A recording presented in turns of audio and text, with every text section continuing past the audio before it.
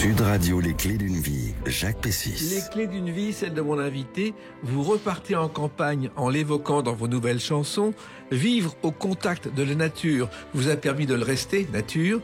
On dit qu'impossible n'est pas français. Vous le démontrez à travers votre nouvel album. Bonjour Lilian Renaud. Bonjour. Alors on vous retrouve, on vous avait accueilli, d'après mes fiches, en 2019. Vous avez fait du chemin depuis. Donc le principe des clés d'une vie, c'est de raconter votre parcours. Donc on a des choses à raconter entre 2019 et 2025 et avant, à l'occasion de la sortie de ce nouvel album, Les chemins du possible, qu'on va bien sûr évoquer dans l'émission. Donc, la première date que j'ai choisie, alors c'est le 15 mai 2015, c'est une fête populaire, il y a 200 mètres de queue et c'est à Micropolis. Ça vous dit quelque chose ? Oui, ça me dit quelque chose, ouais. C'était après The Voice, je pense. Exactement. Je suis revenu. C'était la foire, une foire dans votre région, et on vous annonce. Mais quand on voit les images, c'est insensé. C'est une foule immense. Ouais, c'était que ça avait fait parler, ouais, cette émission, c'est sûr. Et puis en effet, ils avaient été débordés, je me souviens. Je devais chanter dans un petit théâtre. Oui. Ils avaient prévu un petit théâtre de 300 places et puis je crois que 20 000 personnes étaient venues. Oui. Et c'était un petit peu juste, ouais. Voilà. Et c'est vrai que c'était le parc des expositions de Micropolis qui est quelque chose de très important dans la région. Oui, c'est un centre qui est en effet très populaire chez nous parce qu'il s'y passe beaucoup de choses, ouais. Voilà. Cette foire comtoise d'ailleurs existe depuis 1922 et c'est là qu'a été inauguré le 22 mai 57 l'émetteur qui a permis de voir la télévision dans la région. Ouais. C'était un événement. Alors, on attend bien sûr ce jour-là une chanson, c'est celle-ci. Et puis il y avait cette voix cachée dans l'aube qui me parlait de toi. Le bruit de l'aube de votre carrière justement. Et c'est vrai que l'aube, ça a commencé pour vous à Mamirol, parce que cette fête a été le point de départ. Vous vous êtes rendu compte de votre popularité. Oui, ça a été. Je m'en suis rendu compte après la télé, quoi, du moins, parce que j'ai été confiné pendant très longtemps dans la télé par rapport à l'émission, et puis en effet, en sortant, j'ai découvert tous ces gens qui avaient été là pendant l'émission, derrière leur écran. Puis en effet, là, on se rend compte de la popularité et de ce qui se passe, ouais. Mais ce qui est extraordinaire, c'est que à Micropolis, dans ce village, il y a 1000 personnes, et là, il y en avait 20 000. Donc, il y avait des voitures partout. Ah oui, c'était énorme. Oui, c'était. On n'avait jamais vu le village comme ça, forcément, parce que il se passe. Il y a le quotidien des gens, mais c'est tout, finalement, dans ces villages. Donc là, c'était assez extraordinaire, ouais. Vous n'auriez jamais imaginé ça, Lilian Renaud, quand vous êtes rentré à la Musique Académie Internationale à Nancy? Non. En plus, si j'y allais vraiment, je finissais mon métier. Je suis allé dans cette école pendant 1 an en me disant que je reviendrais à ce que je faisais parce que la musique finalement était pour moi très lointaine. C'est pas quelque chose. Je pensais pas en vivre un jour du tout. Donc peut-être que j'avais nourri ce rêve inconsciemment, comme je dis toujours, je sais pas. Mais c'était pas vraiment conscient, quoi. Mais au départ, qu'est-ce que c'est que cette école? C'est une école de formation. D'ailleurs, les meilleurs élèves sont envoyés à un collège de Boston. Ah, il y en a. Maintenant, ils font un partage avec une école en Amérique, en effet, à Boston, qui est une très belle école. Non, mais la MAI, c'est une école privée en soi, où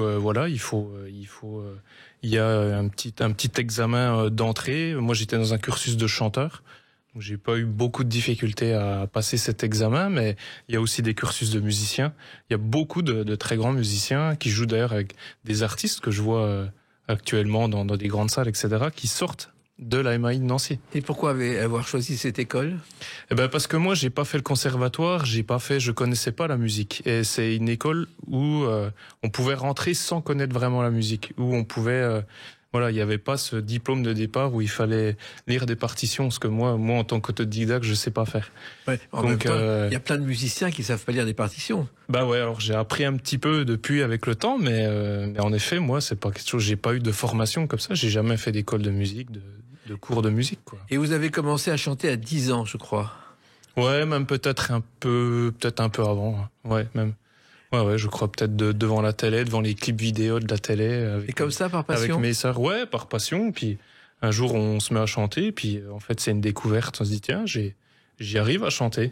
Et ensuite, on continue. Puis la voix se forge et voilà. Et vous avez commencé un peu plus tard à découvrir le rock et à apprendre la guitare. Ouais, en fait, donc je suis issu d'une grande famille. J'ai des grands frères qui étaient plutôt axés très très rock'n'roll, on va dire.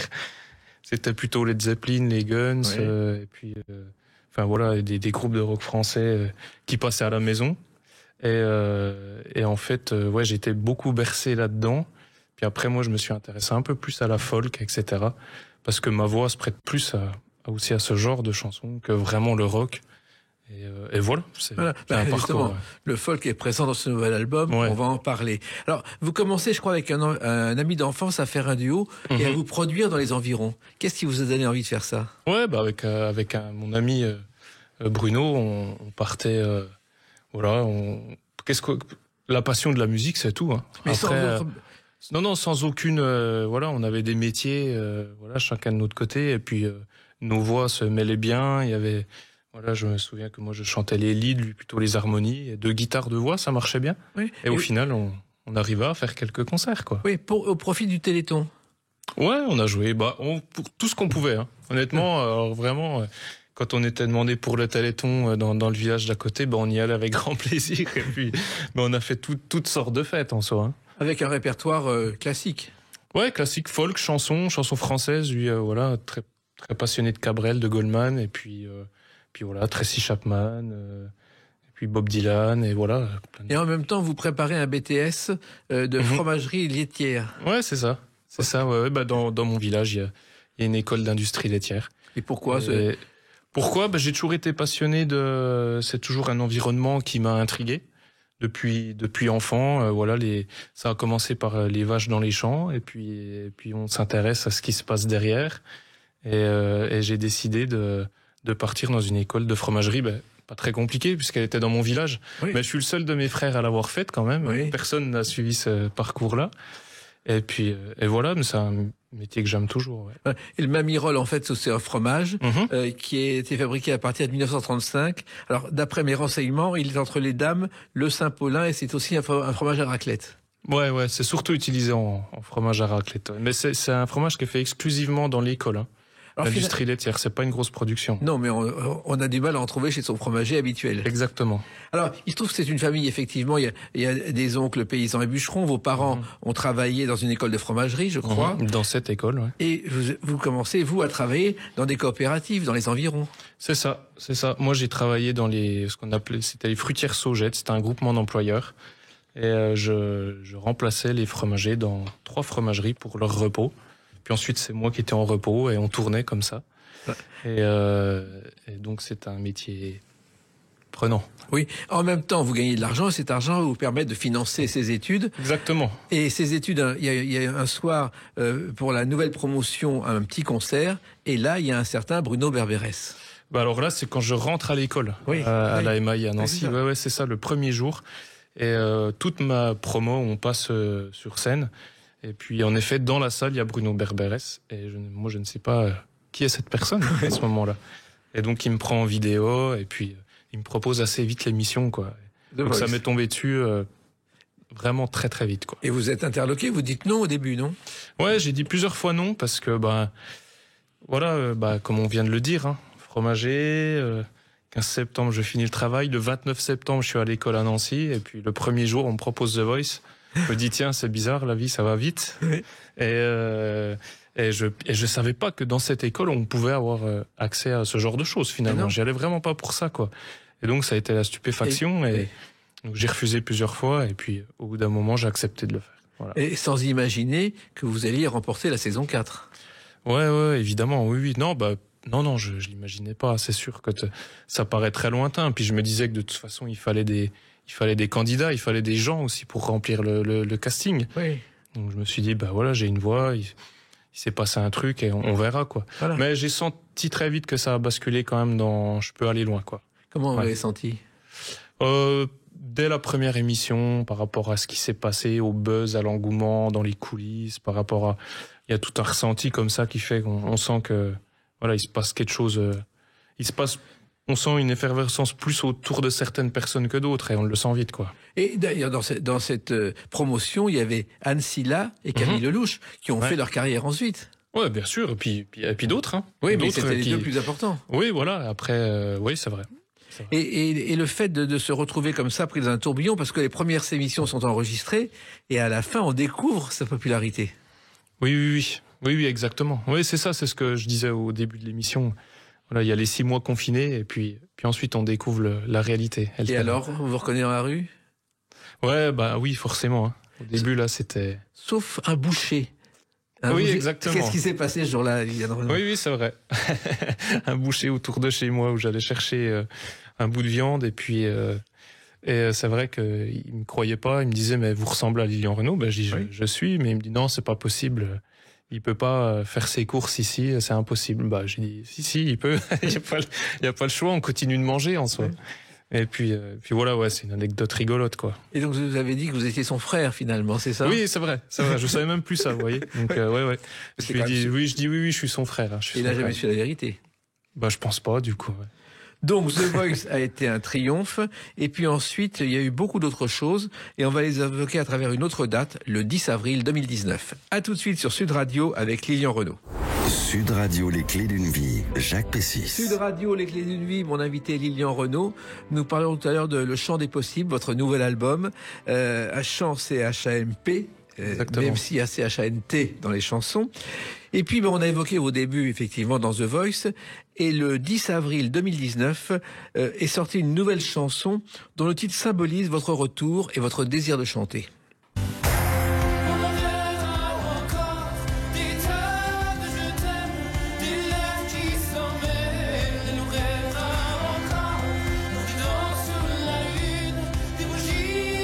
Votre troisième album et surtout le premier autoproduit, ce qui est un événement. Pourquoi avoir choisi cette voie, Lilian Renaud? Bah parce que je sortais d'une période un petit peu complexe et puis voilà, il y a eu des discussions et finalement le choix qui est apparu le plus comment dire, logique et peut-être pour mon bien-être, c'était l'autoproduction, c'était de redevenir un petit peu artisan, quoi, un petit peu plus de ce que je faisais. Et voilà, le choix, ça s'est fait comme ça. Parce que, en fait, l'autoproduction, ça remonte à 63, où les deux premiers à avoir choisi cette voie, ce sont Guy Béard et Henri Salvador. D'accord. Et ça a marché pour eux. Pierre Perret a ensuite repris le chemin avec Rebecca. Mais c'est quand même un métier particulier, l'autoproduction, Lilian Renaud. Ah oui, bah, en fait, au début, on se rend pas trop compte parce que on se dit, bon, on va faire les chansons. Et puis, voilà, il faut monter une société, évidemment. Oui. Il faut avoir des statuts. Oui. Voilà, on rentre un peu plus dans l'administratif et puis on découvre plein de choses. Puis au fur et à mesure, on se rend compte, des casquettes, des différentes casquettes qu'il faut. On essaie de faire comme un label, mais évidemment, on n'a pas les moyens derrière, donc c'est compliqué. Mais le résultat est que quand on a un public et qu'on arrive à vendre quand même ses albums, eh bien, c'est plutôt onéreux et c'est bien au final. Oui, et en même temps, c'est un métier qu'il faut apprendre. C'était pas facile. Oui, c'est un métier qu'il faut apprendre. En effet, puis vraiment, il y a plusieurs métiers, quoi. Entre guillemets, quoi. Après, c'est vraiment une adaptation un peu de tous les jours et puis des découvertes tout le temps, de se dire, tiens, j'ai pas fait ça, il va falloir, voilà, c'est beaucoup de casquettes, quoi. Ouais, et puis, il faut avoir une équipe autour de vous. Oui, bien sûr, il faut s'entourer, hein. Parce qu'en plus, dans la famille, personne n'est musicien. Non. On s'entoure de plein de corps de métier aussi, évidemment. Mais bon, on devient un peu maître de la chose, quoi. Voilà. Oui, vous étiez beaucoup plus heureux comme ça. Ah oui, à ce moment-là, oui, c'est clair. Oui, alors en plus, vous avez travaillé en artisan jusqu'au studio, car vous avez créé un petit studio avec le minimum syndical. Ouais, le minimum, ce qu'il fallait en tout cas pour faire de la qualité. C'était quand même un studio pro, mais voilà, qui était minimaliste. Mais chez vous, tranquillement. Voilà, exactement. Ouais, c'est ça. Mais comme vous savez, comme beaucoup font, hein, finalement, hein, il y a beaucoup de grands artistes qui vont très loin dans la campagne pour écrire et puis enregistrer. Hein. Il y en a encore, je pense, dans des studios parisiens, etc. Mais oui, peut-être. Et je me souviens de Jean-Jacques Goldman quand il a fait un de ses albums. Il vivait à l'époque près de Marseille et il vivait avec sa nouvelle femme dans un appartement de 3 pièces. Il y avait un coin avec le studio et un canapé pour servir de réverbération. Ouais, exactement. Donc on peut tout faire. Ah oui, après voilà. Puis c'est vrai qu'aujourd'hui on a des moyens qui font qu'on peut avec finalement beaucoup moins de matériel faire du très bon son. Donc en effet, on peut faire ça un peu partout, quoi. Et puis Lilian Renaud, ce qui est important aussi, c'est que vous travaillez en artisan sans les réseaux sociaux au départ. Ouais, alors ça c'est plutôt une béquille, hein, pour le coup, parce que dans notre ère, sans réseau, faut être un peu fou quand même. Ça reste très compliqué, en plus de l'autoproduction. Mais je me rends compte aussi aujourd'hui, hein, des difficultés que je peux avoir par rapport à ça. Et malheureusement, j'ai une forme de déprime par rapport à ça. Oui. J'ai beaucoup de mal en fait à...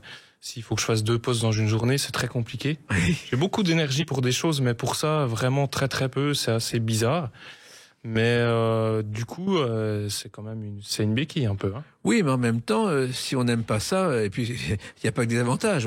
On se respecte, voilà, c'est tout. Après, peut-être qu'un jour, il faudra en faire un petit peu plus, en tout en restant sincère et honnête, quoi. Voilà, oui. Mais ce qui n'est pas si fréquent sur les réseaux sociaux. Oui, peut-être pas.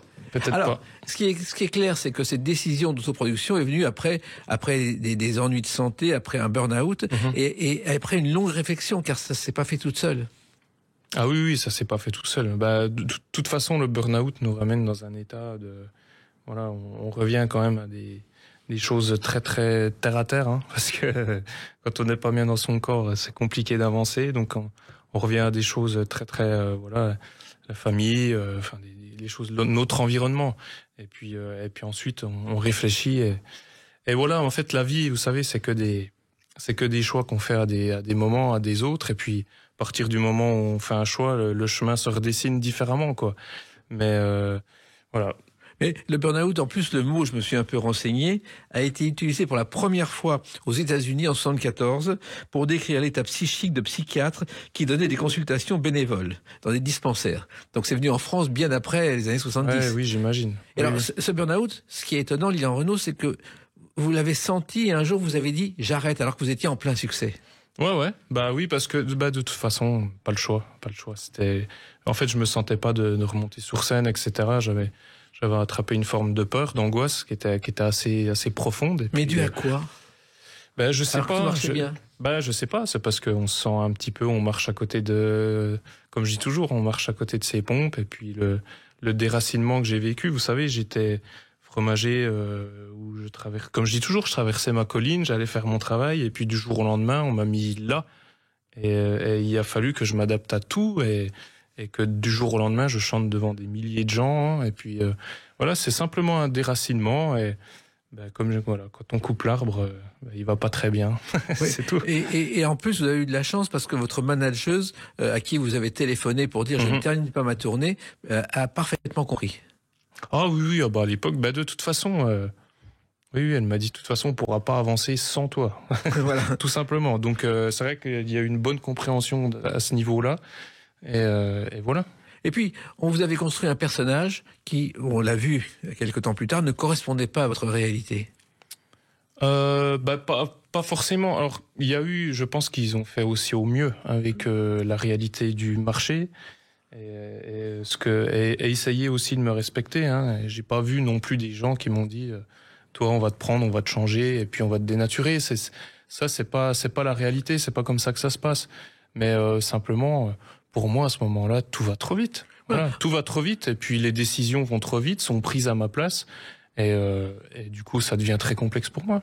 Voilà. Et lorsque vous êtes revenu avec cet album, vous avez compris une chose, c'est que vos fans vous avaient suivi. Ah oui, c'est clair. Oui, non, tout à fait. Non, mais c'est la chance encore que j'ai, hein, vraiment, d'avoir un public et des gens qui viennent au concert. Encore mes dates qui arrivent s'annoncent complètes, etc. Donc c'est vrai que je pense que ma musique a quand même fait un peu plus fort que finalement toute cette histoire et vous êtes ça reste chez les gens et voilà, ça se passe quand même bien, quoi. Et il y a eu un autre album en 2021 et cet album correspond effectivement à ce que vous vivez, un moment de bonheur. Ces moments-là, ça ressemble à des toujours, ce désamour qu'on veut pour soi, mais on ne sait pourquoi, la disparaît à contre-temps.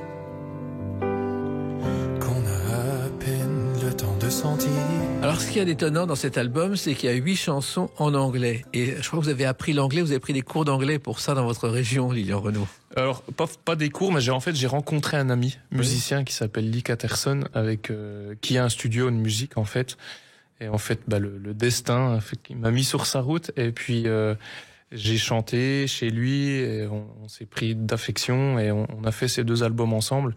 Et ça m'a permis d'aller plus loin dans mes influences, parce qu'en fait, je suis pas très très variété française à la base, et j'aime beaucoup plutôt, comme je dis toujours, ce qu'il y a de l'autre côté de l'océan. Donc Voilà, la musique folk, gospel, country, toutes ces influences que certains artistes ont amenées aussi en France. Goldman a beaucoup amené ces influences-là. Mais je sais, mais en même temps, chanter en anglais, quelques fans vous ont dit, mais on comprend pas ce que tu racontes. Oui, quelques, mais en même temps, il y en a aussi beaucoup qui ont aimé. C'est-à-dire qu'on a dit, ah ben non, c'est un chanteur français avec un béret, donc il faut qu'il fasse du français. Oui. Mais moi, c'est un peu c'est pas ce que je reproche, mais je trouve bizarre de toujours mettre les gens dans des cases. Et on est quand même dans une société, je trouve, comme ça.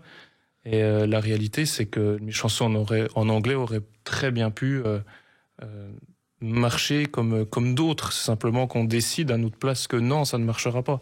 Mais les gens en concert les aimaient beaucoup, hein, je peux vous dire. De toute façon, vous n'êtes pas quelqu'un... Ça marchait plutôt bien en soi. Oui. Mais en effet, avec le texte en français, il y a un plus. Voilà.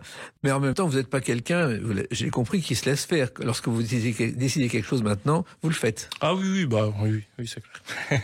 Je le fais. Voilà. Eh ben nous, on va continuer à parler de vous à travers une autre date, le 21 janvier 2022. À tout de suite sur Sud Radio avec Lilian Renaud. Sud Radio, les clés d'une vie, Jacques Pessis. Sud Radio, les clés d'une vie, mon invité Lilian Renaud. Nous parlerons tout à l'heure de votre nouvel album, Le Chant des possibles, avec des chansons qui vous tiennent à cœur. Et il y aura même une petite surprise tout à l'heure. Là, on en revient à votre parcours. Donc, il y a l'autoproduction et puis tout change avec la sortie d'un album le 21 janvier 2022. Et puis cet otage sans cage. Et puis tous ces hommes en essaim. Fermez les yeux avec Lilian Renaud et le gospel. C'est une chanson de conclusion du deuxième album de Frédéric Goldman et Jones. Et d'ailleurs, il ne pensait pas faire un second album. Il pensait que ce serait vraiment un coup unique. Et ça a raté, si j'ose dire, puisque ça s'est vendu à plus de 2 millions d'exemplaires. Et c'est vrai que cette chanson vous touche depuis des années, Lilian Renaud. Oui, en fait, je la connais quand on m'a proposé ce projet. Oui. Donc, pour Héritage Goldman. Oui. Quand on m'a proposé cette chanson et puis l'autre aussi qui était Ilia, j'ai dit ça colle à pic parce que je trouve ces chansons magnifiques. Je crois que vous connaissiez Goldman depuis vos jeunes années. Oui, parce que voilà, dans tout ce rock'n'roll, il y avait avec mes frères, il y avait aussi le trio Goldman, Jones, Frédéric. Je me souviens qui tournait. Et moi j'aimais beaucoup. Et puis, ça a fait bien partie de mon enfance, Goldman. Alors, tout commence par un message sur votre répondeur, je crois, du responsable qui vous propose de participer à l'album. Bien, le directeur artistique, voilà. Michel Boulanger, Alors non, c'était un message sur Instagram. Ouais, c'est Instagram, il s'est mis à la page aussi, Michel. Plus que vous, oui. Et puis, et voilà, où il m'a proposé de venir enregistrer avec le Chœur Gospel Paris. De Paris, à la base, c'était donc des chansons de Goldman. C'était le but du premier album, voilà. En même temps, vous avez tout de suite rappelé en disant ça m'intéresse parce que justement, vous aimiez Goldman. Ouais, j'ai répondu parce que Goldman, pour moi, ça tombait à pic. Puis en plus, Chœur Gospel, je me suis dit des reprises en piano-voix avec le Chœur Gospel, waouh. Je trouvais que c'était un beau projet, quoi. Donc j'ai accepté tout de suite. Et les origines du gospel, on a un peu oublié. Ce sont les negro spirituals. Ce sont des chants sacrés interprétés par des esclaves africains aux États-Unis, qui étaient une forme d'expression de la foi chrétienne et un moyen de résister à l'oppression. Donc, en même temps, adapter sa tessiture à des gospels, c'est pas toujours évident. C'est pas toujours évident, mais si on peut avoir les cordes vocales pour, c'est intéressant à chanter. Et là, c'est justement, votre tessiture n'est pas loin de celle de Goldman, Lilian Renaud. Oui, un peu différente, mais oui, c'est sûr que après lui, c'est un vrai ténor pour le coup. Moi, je suis baryton, mais oui, je pense qu'il y a quelques intonations peut-être. Et ça vous a étonné qu'on vous propose de participer à cet héritage Goldman ? Alors au départ, oui, parce que chaque proposition, c'est toujours touchant quand on pense à nous, forcément. Puis je suis allé enregistrer chez Eric Benzi, voilà, faut quand même en parler, quoi, qui a réalisé beaucoup de chansons de Goldman et de Céline Dion au passage et de beaucoup de gens. Et d'aller chez lui et de poser ma voix derrière son micro, c'était quelque chose. Et puis ça a matché tout de suite. Et donc c'était un plaisir, quoi. Et en même temps, je crois que vous avez eu le privilège de rencontrer Jean-Jacques Goldman à la fin d'un de vos concerts. Ouais, j'avais eu ce privilège-là à Londres, en effet, dans une toute petite salle où il était venu me voir.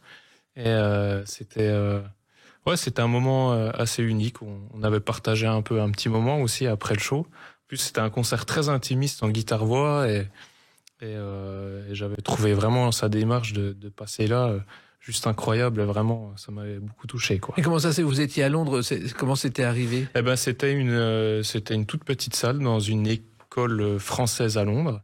Et il se trouve que Jean-Jacques était pas très loin de cette école. Et puis il est venu me voir interpréter mes chansons. C'est quelqu'un qui n'est pas actif dans la création, mais qui est très actif en coulisses. C'est-à-dire que tous ses albums sont revus régulièrement, tout le travail autour de ce qu'il a fait est revu régulièrement, mais il n'en parle jamais. Parce qu'il ne parle jamais de son métier, finalement. Bah, très peu. En ce moment, j'ai vu sur les réseaux qu'il y a pas mal de vidéos qui tournent, un peu des archives. Oui. J'ai vu, il y a un compte comme ça où il y a beaucoup d'interviews de lui. Ça m'inspire beaucoup parce que sa façon de s'exprimer par rapport à son travail et ses chansons, je trouve ça vraiment incroyable, quoi. Dans la discrétion, un peu comme vous. Oui, bon, après, voilà, Jean-Jacques Goldman, c'est un autre stade, là. Alors, l'album... il peut être discret, lui, on va dire aujourd'hui. L'album se fait, Lilian Renaud, et dans la foulée, il va y avoir, je crois, 109 ou 110 concerts de l'héritage Goldman, et vous êtes enrôlé, il n'y a pas d'autre mot, pour ces concerts. Ouais, c'est ça. En fait, je pose ma voix sur donc 2 albums, et puis ensuite, il démarre une grande tournée, et ça part de là. Voilà, et je fais, en effet, 110 concerts avec eux, ouais. Et là, c'est une autre aventure collégiale. Ouais, c'est une autre aventure collégiale, mais quelque part, ça me fait beaucoup de bien parce que ça me sort aussi de ma tête, de mes chansons, de mon autoproduction, de ce truc qui te prend la tête H24. Et puis là, je prends le bus et je vais chanter mes chansons avec les copains. J'ai que ça à faire, entre guillemets. Et c'est un grand plaisir. Et puis surtout de voir les gens, de voir encore du 777, des gamins qui connaissent les chansons par cœur, quoi. Alors, ce qui est extraordinaire, ces salles sont archi pleines, et il y a toutes les générations. Ouais. Je pense comme lui a vécu du temps du moment où lui faisait ses concerts, et je crois que c'est encore pareil. Et il y a des gamins qui sont nés bien après qu'il a arrêté sa carrière, et pourtant ils connaissent quand même les chansons par cœur. Exactement. Et ça, c'était assez touchant de voir ça. Et puis en même temps, le public reprend en cœur. Alors, des foules immenses, vous avez connu, mais là, vous n'avez pas le même sentiment que ce que vous avez vécu. Pardon, vous n'avez pas le même sentiment que vous avez vécu la première fois. C'est-à-dire que vous avez eu quelques soucis qui vous ont entraîné vers le burn-out. Là, c'est différent. Ah bah oui, là, c'est complètement différent. Là, on croque la vie, quoi. On prend le bus puis on va chanter. Voilà. Et en même temps, c'est une façon d'apprendre un peu plus son métier, de découvrir certaines facettes qu'on n'avait peut-être pas imaginées. Aussi, ça m'a permis de découvrir plein de choses. Et puis aussi une très grosse tournée, avec beaucoup de camions, beaucoup de techniciens, Donc c'était vraiment impressionnant de vivre ça. Et il y a quelqu'un qui a été très important aussi, c'est Michael Jones, avec qui vous avez créé des liens d'amitié. Ouais, tellement proche des gens, et puis en fait, de partager quand même 110 dates ensemble, forcément, il se passe quelque chose humainement. C'est obligé parce qu'on se retrouve sur scène beaucoup de fois à jouer de la guitare ensemble. Et moi, je regarde et je me dis, tous les soirs pendant 110 dates, je me dis, je suis quand même à côté de Michael, quoi. Et de partager ça, c'est vrai que c'est... franchement, je remercie la vie de m'avoir donné ça, quoi. Mais en même temps, Michael Jones, c'est un amoureux de la nature, vous avez fait du vélo avec lui. Il n'est pas très loin de votre forme de vie, Lilian Renaud. On n'a encore pas fait de vélo ensemble, peut-être ça viendra. Oui. Mais pour le moment, on a surtout fait du bus ensemble. Oui. Mais c'est quelqu'un de très épicurien, quoi. Enfin voilà, qui croque la vie, et c'est une science infuse énormément de connaissances. On peut parler de tout, et pratiquement c'est un grand enfant, quoi, encore. Et ça, c'est assez pour avoir rencontré Jean-Jacques et Michael, on a quand même 2 personnages qui sont clairement très différents. C'est marrant, ça. On a dit que Jean-Jacques Goldman était venu incognito voir ce spectacle. C'est une légende ou c'est... Peut-être. Voilà. Ça resterait une légende, du coup. En tout cas, il a donné son feu vert. Oui, parce que Michael, Eric Benzi, on va dire que c'est ses plus proches qui sont un petit peu à l'origine du projet, donc il a donné le feu vert. Ouais. Et vous, il n'a rien dit à votre propos, parce qu'en plus, il vous connaissez. Vous ne savez pas. Je crois que lui seul le sait. Je ne vais pas raconter de bêtises. Non, on n'est pas là pour raconter des bêtises. Alors, vous avez fait beaucoup d'autres choses, et j'ai découvert que vous avez fait aussi pendant des mois une émission de radio où vous présentiez votre région, Liliane Renaud. Ça, c'est autre chose. Ah oui, ça c'était avec... c'était à Besançon, Oui. En effet, oui. J'ai fait ça, et puis j'ai fait des chroniques aussi dans une autre radio où j'ai repris au moins une 40aine de chansons Oui. en guitare-voix, avec des anecdotes autour des chanteurs que j'ai pu rencontrer ou pas. Et c'est une envie, parce que c'est un autre métier finalement. Bah ouais, c'est un autre métier, mais moi tant que je peux faire un peu de guitare et chanter, en général j'aime bien, parce que c'est pas donné à tout le monde de pouvoir aussi le faire et d'en vivre, donc je me suis senti quand même chanceux de pouvoir faire ça à la radio, c'était sympa. Oui, et en même temps, j'en reviens à ces petits métiers parce que j'ai écouté quelques-unes de ces chroniques. Vous parlez des gens dont on ne parle jamais, les artisans de votre région, et on s'aperçoit qu'ils ont des tas de choses à dire et que vous savez les faire parler. Ah oui, ça c'est sûr qu'il y a des choses à dire. Une vie c'est long et il se passe des choses, donc c'est sûr qu'il y a beaucoup de gens qui auraient beaucoup de choses à dire, mais bon, on n'a pas tous un micro. Hein. Oui, mais en même temps, vous avez choisi des gens précis, parce que vous avez, en même temps, on sent votre intérêt en écoutant ces chroniques pour ces gens-là. Ah oui, tout à fait. Moi, je suis, de toute façon, j'aime le populaire, j'aime les gens, voilà, moi, de toute façon, ma campagne m'a forgé comme ça, donc c'est très très important, et je me rends compte que toutes les dérives et tout ce qu'on peut entendre aujourd'hui dans les débats, la télé, les oppositions, des histoires sans fin finalement, je trouve que sur le terrain, je pense que mon album il parle de ça, par exemple, le champ des possibles, ça veut dire que la réalité elle est sur le terrain, et puis de se faire des idées à travers un écran et des médias, c'est pas toujours juste, et même souvent très faux, et il faut aller sur le terrain pour parler avec les gens, et puis ensuite on se fait des idées. C'est votre quotidien aussi, car le fait de fréquenter, de vivre dans cette région, ça vous donne une autre idée de la France. De vivre dans votre région, ça vous donne une autre idée de la France telle qu'on la voit aujourd'hui ailleurs. C'est-à-dire vous avez vraiment le recul par rapport à la vraie population, par rapport aux agriculteurs notamment. Oui, tout à fait, oui, c'est sûr. Oui. Et puis alors, j'ai vu aussi qu'il y avait quelque chose qui avait beaucoup plu à vos fans, car beaucoup ont réagi lorsque vous avez interprété cette chanson dont voici le créateur. Sud Radio, les clés d'une vie. On peut vivre sans richesse, presque sans le sou, des seigneurs et des princesses. Car vous avez aussi chanté Bourvil, la tendresse. Ouais. Pourquoi ? Ouais, j'ai fait ça parce que j'adore. C'est une chanson que j'écoutais depuis tout petit. Je me souviens quand on partait en vacances avec mon oncle, il mettait toujours ça au poste radio, et puis et voilà, ça tournait en boucle. Et le message de cette chanson est juste fabuleux. Et franchement, je pense que ça peut parler à tout le monde, quoi. Voilà. Mais cette chanson a traversé, oui, mais elle a traversé les générations. Voilà, c'est ça. Il y a eu pendant le confinement, je sais pas si vous avez vu, il y a plein de gens en France qui sont réunis via Internet, qui ont chacun chanté un bout de cette chanson, et ça a fait un tout. Ah, d'accord. J'ai pas vu. Ah, c'est extraordinaire. Il y a 50 personnes qui chantent et qui se relaient pour la tendresse. Ok, magnifique. Et c'est vrai que la tendresse, c'est essentiel pour vous. C'est essentiel. Et puis vraiment, voilà, une chanson qui va encore parler pendant très longtemps. Hein. Voilà. Et le texte est tellement bien écrit que je pense qu'on en a besoin. Hein. Oh là là. Et on a aussi besoin de tout ce que vous racontez dans ce nouvel album qu'on va évoquer à travers la date de sa sortie, le 19 septembre 2025. À tout de suite sur Sud Radio avec Liliane Renaud. Sud Radio, les clés d'une vie, Jacques Pessis. Sud Radio, les clés d'une vie, mon invité Liliane Renaud. On a évoqué votre parcours, vous êtes maintenant autoproducteur si j'ose dire, et justement le 19 septembre 2025 est sorti un nouvel album, Le Chant des Possibles, CHAMP, ce qui est logique lorsqu'on est à la campagne. Un 5e album, et l'un des premiers titres résume un petit peu votre façon de penser, bon sens paysan. Bon sens paysan, toi qui manques, toi qui savais le prix de tout, de l'eau, du sang, le beau, le bienveillant. Dans l'histoire de la chanson et de l'humour français, Jean Richard, qu'on a connu dans Le Commissaire Maigret, a commencé en faisant un paysan qui vivait à Champignol, et ça a eu un succès considérable. Il y a eu 4 films qu'il a tournés dans les années 50-60, des spectacles, et ça correspondait à la France profonde.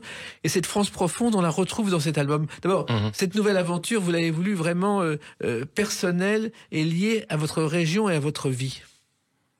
Oui, oui. En fait, même en commençant cet album, je me souviens que je m'étais noté des mots et des thèmes un peu différents. Je me suis dit, je vais sortir un petit peu parler peut-être plus de moi, du fait d'être d'un mec de 30 ans dans cette société. Et puis en fait, finalement, plus les mélodies arrivent et plus je chante mes yaourts pour composer mes chansons. Mais en fait, j'ai toujours ces thèmes-là qui reviennent. J'y arrive pas. En fait, je peux pas faire autrement que de parler de ça. Et en effet, tous les mots de l'album et les titres, on aurait pu les écrire avant moi, quoi. C'est-à-dire que c'était, je peux pas m'empêcher de parler de ça dans mes chansons. Donc je pense que j'ai quelque chose à dire par rapport à ça surtout. Et un bon sens populaire, si j'ose dire. Oui, c'est ça en fait, c'est ça. Alors, Le Chant des possibles, pourquoi ce titre au départ ? Ce titre, alors c'est pas un titre de l'album du coup. Non, justement. Et Le Chant des possibles, pour moi, c'est le lien social qu'il y a sur le terrain. Comme je disais tout à l'heure, je trouve que le monde se divise. On parlait aussi de l'album de Goldman entre gris clair et gris foncé. Aujourd'hui, on a l'impression qu'il y a gris clair et gris foncé, mais qu'il n'y a plus rien au milieu.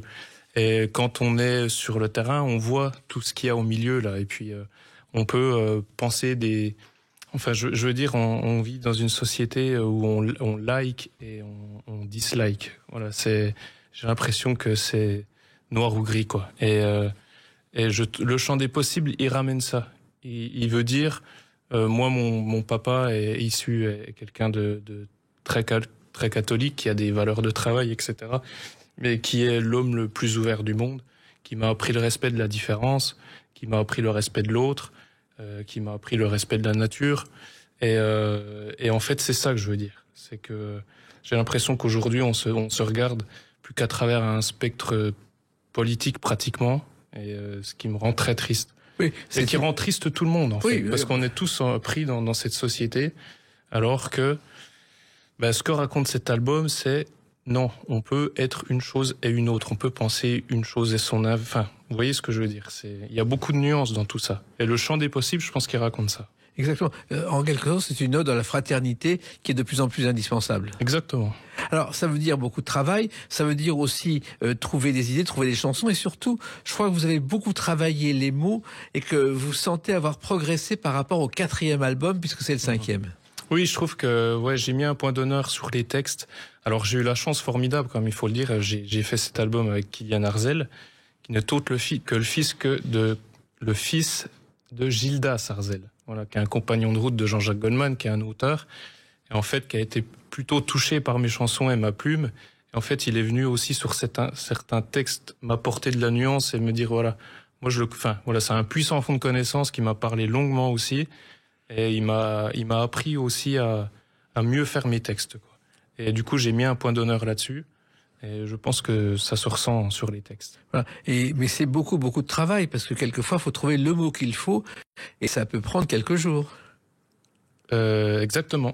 Alors, des fois, ça vient très vite. Il y a des textes qui s'écrivent bien tout seuls. Et puis, il y en a où on va bloquer, on va passer plus de temps sur une phrase, sur un mot. Et ouais, en effet, c'est du travail, tout ça.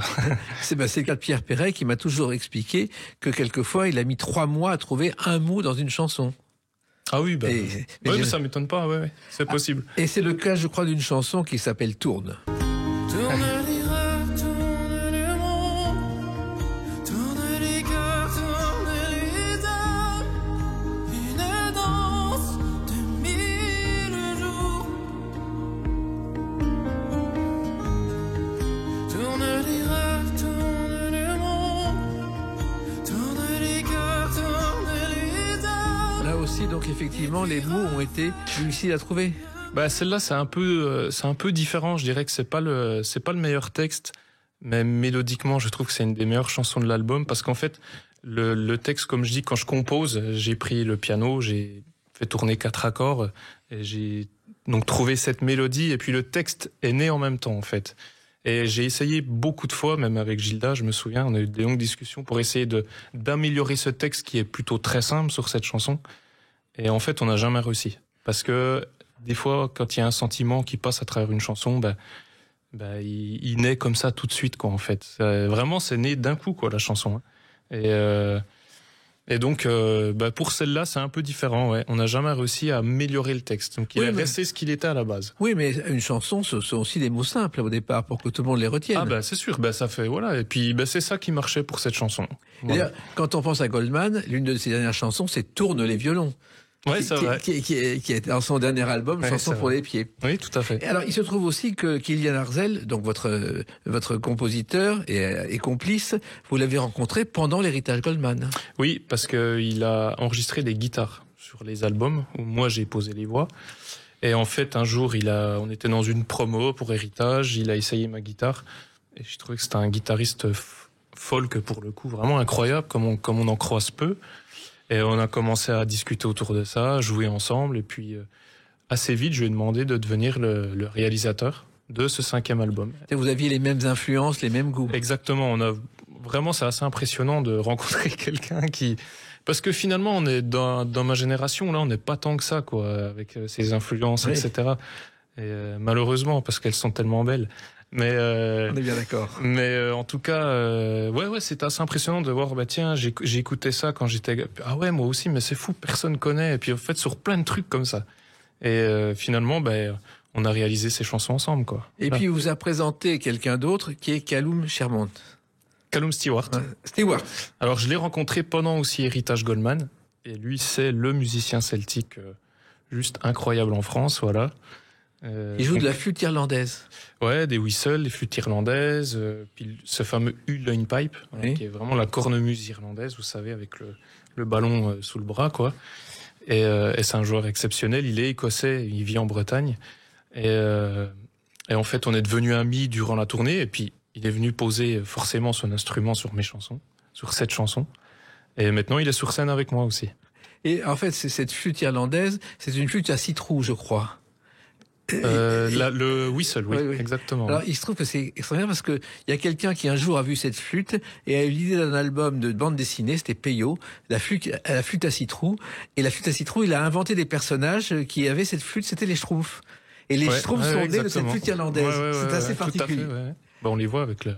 Alors, il y a quand même un côté Goldman dans cette chanson, parce que dans son album Chanson pour les pieds, il avait aussi utilisé plein d'instruments. Je me souviens, parce que j'avais tourné avec lui un film à ce sujet, on avait été voir un fabricant de vielles anciennes, et il avait vraiment fait attention à chaque instrument. Et vous aimez ces mélanges aussi? Ah ouais, j'aime beaucoup.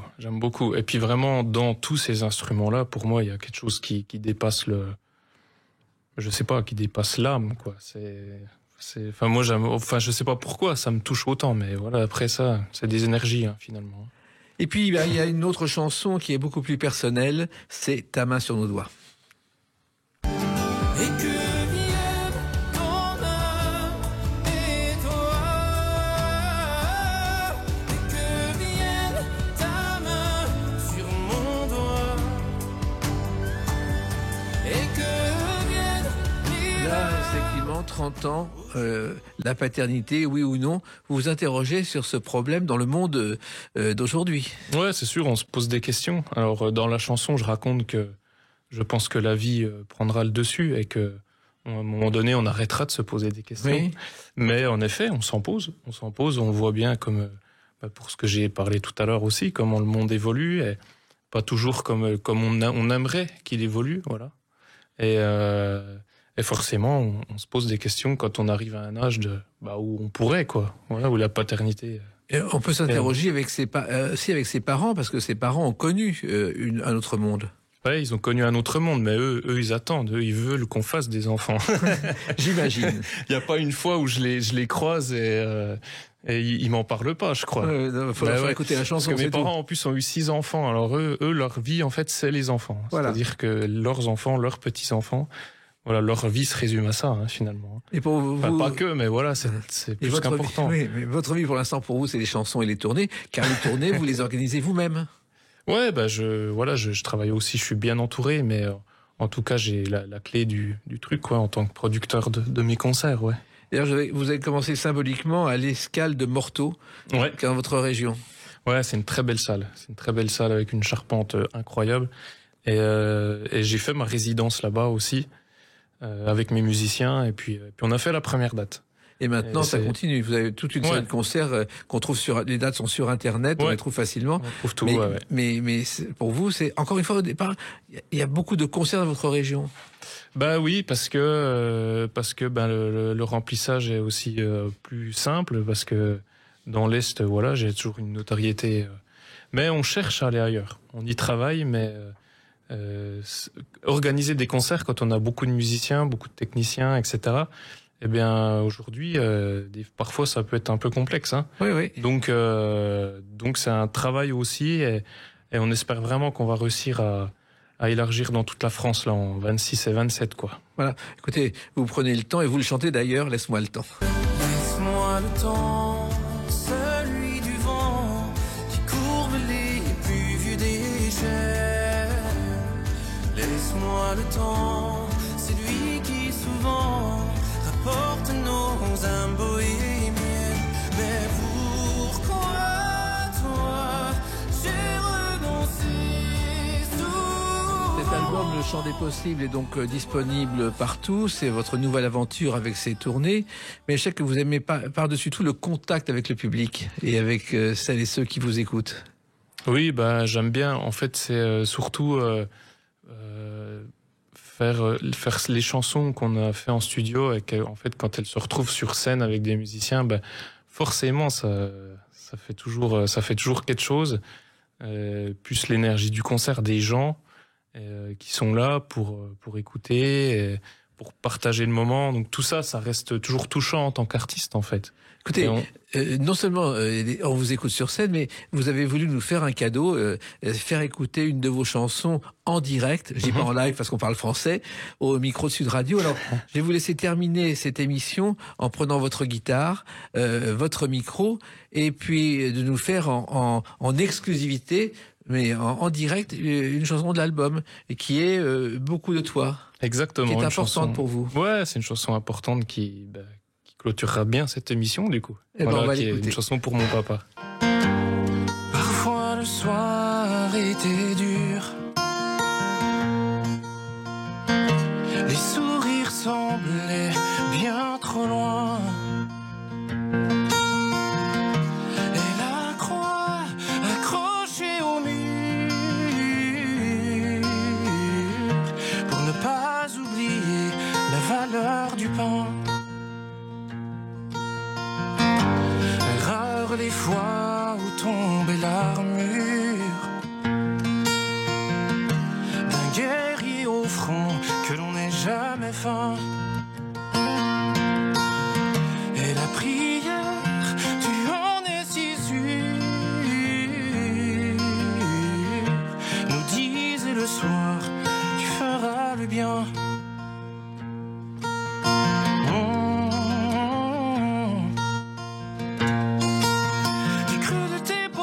Du fond de tes yeux, nul besoin d'avoir lu tous les livres. On comprend que ce qui reste de mieux, c'est d'être bon pour bien vivre. Pour bien vivre, c'est d'être bon pour bien vivre.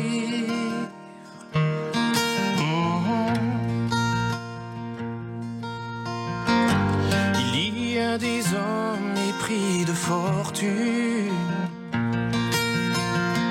qui ne font plus rien que d'acheter le monde. Et puis toi, tu nous montrais la lune,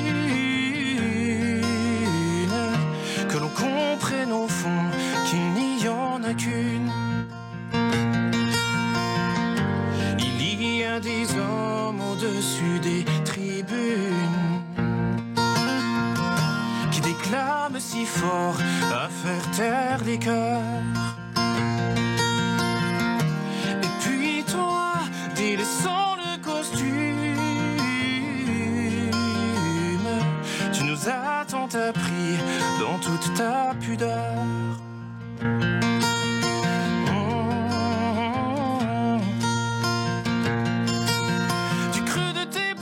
Et du fond de tes yeux, nul besoin d'avoir lu tous les livres. On comprend que ce qui reste de mieux, c'est d'être bon pour bien vivre.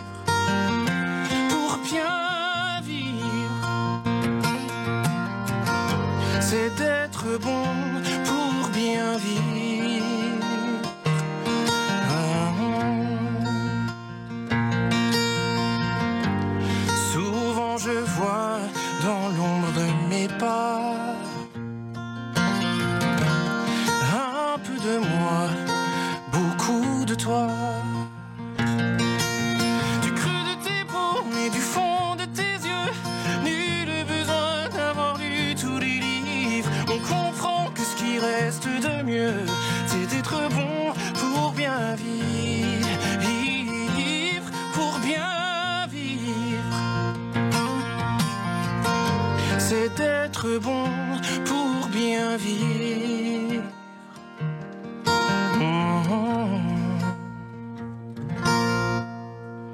Eh ben, je vous applaudis moralement au nom des auditrices et auditeurs de Sud Radio. Merci pour ce beau cadeau. Merci. Et je pense, en écoutant cette chanson, beaucoup de toi, que le père peut effectivement être fier de son fils, Liliane Renaud. L'album s'appelle Le Chant des Possibles, avec ces titres qu'on a découverts. La tournée, toutes les dates sont sur Internet, et puis continuez votre chemin dans la nature, et tel que vous êtes un homme nature, Liliane Renaud. Ça marche, merci beaucoup. Merci à vous, infiniment. les clés d'une vie, c'est terminé pour aujourd'hui. On se retrouve bientôt. Restez fidèles à l'écoute de Sud Radio.